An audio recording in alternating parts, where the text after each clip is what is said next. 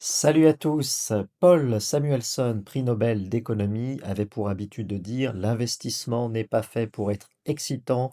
Si vous voulez de l'excitation, eh bien prenez 800 $ et allez jouer à Las Vegas. Eh bien moi j'applique exactement cette maxime, j'applique ce conseil avec un DCA absolument chiant comme la lune dans un ciel de Maubeuge en plein hiver, mais un DCA qui continue de fonctionner, vous le voyez, 578 € de gains supplémentaires engrangés au mois d'août 2025. Bienvenue dans ma vidéo mensuelle de suivi de mon DCA. Comme d'habitude, je vous montre le portefeuille, je vous montre les versements que j'ai effectués le mois dernier, les versements que j'envisage d'effectuer pour le mois suivant, et puis je fais un petit focus, puisque là on entre dans le mois de septembre, c'est la rentrée, et on va regarder si vraiment le mois de septembre, c'est le mois le plus maudit en bourse, le pire mois de l'année. Et qu'est-ce qu'il faut faire face à cela? Alors tout d'abord, voici les versements qui ont été effectués au mois d'août. Moi, j'effectue un DCA hebdomadaire qui est centré sur le S&P 500 non hedgé, non couvert contre le risque d'échange, avec un ETF, l'ETF BNP Paribas Easy. Et puis un petit bout, 5%, que j'investis sur Tesla, c'est-à-dire 13 € par semaine.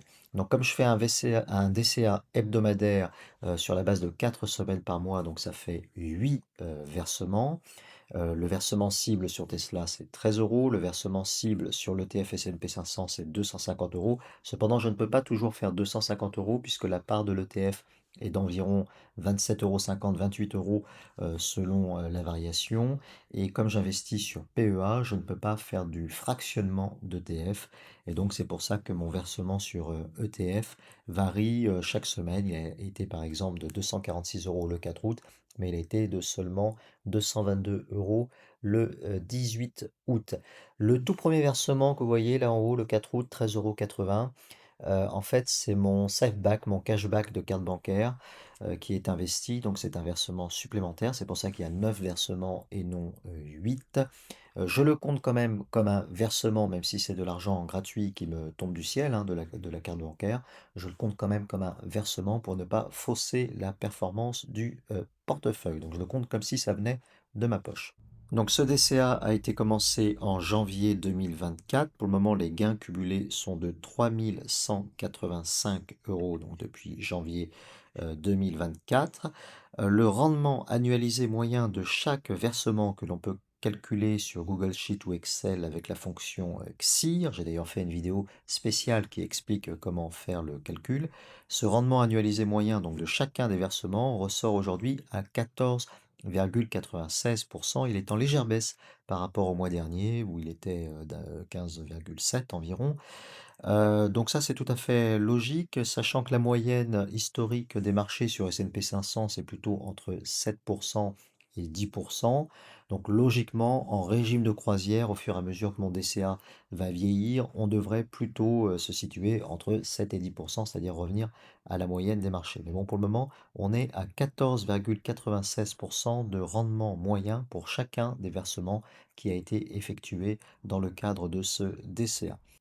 Alors, d'où viennent les gains pour le mois d'août plus précisément? En fait, pas trop du S&P 500, puisque le S&P 500 n'a monté que de 1,53% au mois d'août. C'est quand même la quatrième hausse mensuelle d'affilée, il faut le noter. Donc, on est vraiment depuis le mois de mai dans une petite tendance haussière qui est bien appréciable.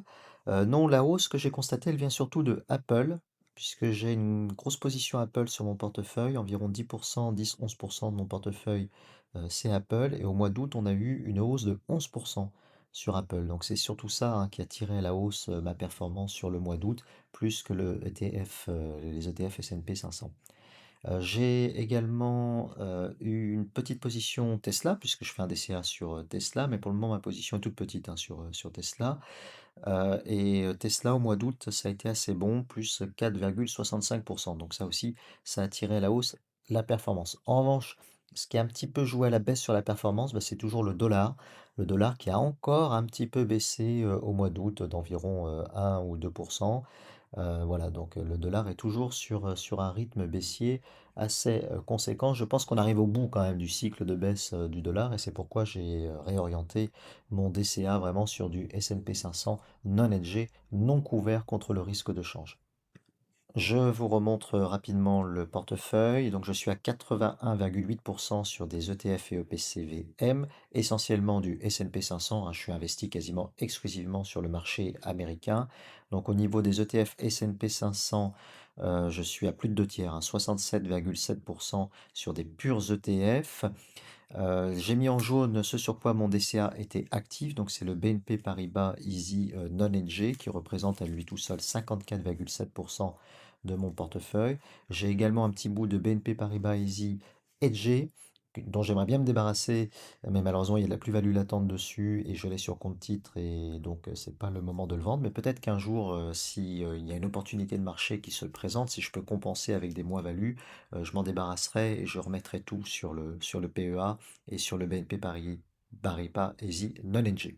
Et puis j'ai un petit bout aussi de Invesco P500 qui représente 8% de mon portefeuille. Pareil, hein, je ne peux pas m'en débarrasser parce qu'il y a une plus-value latente et j'avais investi sur compte titre à l'époque de mon transfert de PEA. Mais j'aimerais bien tout rebasculer sur le PEA. J'ai aussi un PERIN, un plan d'épargne retraite individuel, où j'ai un EPCVM, eShares North America, qui représente 14% de mon portefeuille. Au niveau des actions, les actions, ça représente 18,2% de mon portefeuille. La principale position, comme je vous le disais, c'est Apple, qui est désormais à 11,1% du portefeuille. C'était 10% le mois dernier, mais comme Apple a beaucoup monté, bah forcément, mécaniquement, ça augmente le poids d'Apple dans mon portefeuille. Mais je ne fais plus de DCA sur Apple, je trouve que ma position est déjà bien suffisante. En fait, historiquement, j'avais commencé par un investissement sur Apple, mais j'ai jamais vraiment fait de DCA sur Apple. Mon DCA, il est sur Tesla, c'est pourquoi il est en jaune. Tesla représente 2,3% de mon portefeuille. Puis j'ai également des positions sur PEA, PME, Savencia et Neurone. Alors Neurone, c'est ma seule valeur qui est négative et qui tire vraiment à la baisse la performance. Il y a eu un très mauvais mois d'août pour Neurone. Il va falloir que je refasse une analyse fondamentale de Neurone pour comprendre ce qui se passe sur cette valeur et pour savoir si je la garde ou si à un moment donné, il faudra couper la perte puisque Neurone, là, ça tire plutôt à la baisse la performance.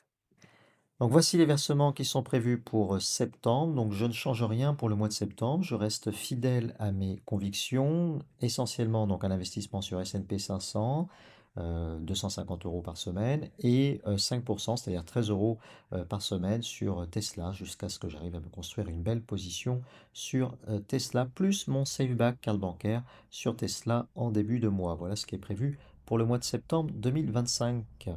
Alors, est-ce que je vais déchanter en septembre? Est-ce qu'on va tous déchanter en septembre? Septembre est un mois qui a très mauvaise réputation en bourse. Si ça se trouve, le mois prochain, ma vidéo d'ACA, je vais pleurer, je vais vous présenter des performances très négatives. Alors, j'ai posé la question à ChatGPT, septembre est-il un mois maudit en bourse? Et malheureusement, il me confirme bien que septembre, en général, c'est pas très bon. Il me dit effectivement, septembre a la réputation d'être un mois maudit en bourse et ce n'est pas seulement une légende d'investisseurs, c'est ce qu'on appelle parfois le September Effect. Alors il me fait une petite analyse, tout d'abord des statistiques historiques.